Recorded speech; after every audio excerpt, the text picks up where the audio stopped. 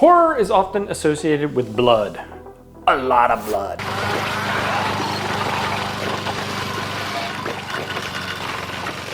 But some of the most terrifying horror moments in history feature zero blood. Today we're gonna look at some of my favorite horror movie scenes without a single drop of blood, just atmosphere, mood, and psychological precision. So let's check them out. First up, Mulholland Drive.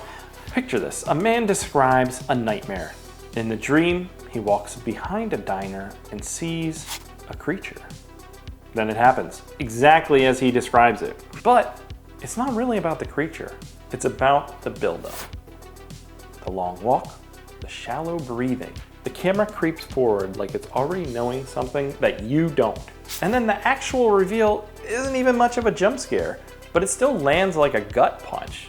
And I think it's because you've already lived the moment in your head and built it up to something bigger or scarier than it actually was. Next up, The Innocents from 1961. There's no blood, no gross makeup effects, just a woman in a black dress, standing across a pond, silent and still. I think it's the restraint for me that makes it so effective. It lingers. It allows time for your imagination to do what it does best and cause that fear in your mind of anticipation. So if you haven't seen The Innocents because it's an older film, I do recommend you check it out. All right, next up, this is probably a favorite amongst a lot of people, and this is from The Strangers from 2008. A masked figure in the background. He watches, he waits, and then he leaves. And then a knock at the door. It's quick, it's unannounced. There's no music cue, nothing to force an emotion. The characters barely even notice, but you do. And that's what makes it scary.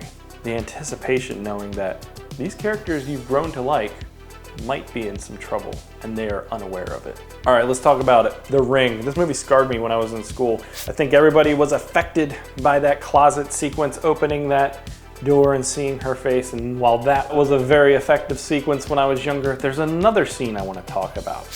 And it's kind of what the whole gimmick is built on, but it's so effective. There's no gore, no violence, just a videotape playing with the fuzz and a creepy voice saying, 7 days. It kind of taps into something primal, knowing that now that you've heard this, you're already doomed. There's something coming and you cannot stop it. Finally, this is one of my favorite recent horror movies, and maybe it's not even that recent because now I guess it's over 10 years old, but that is It Follows from 2014. Look, gore and blood can certainly shock you, but fear, real fear, is often slower, quieter. It builds in the silence, in the shadows, in what isn't actually shown. And this movie does this perfectly.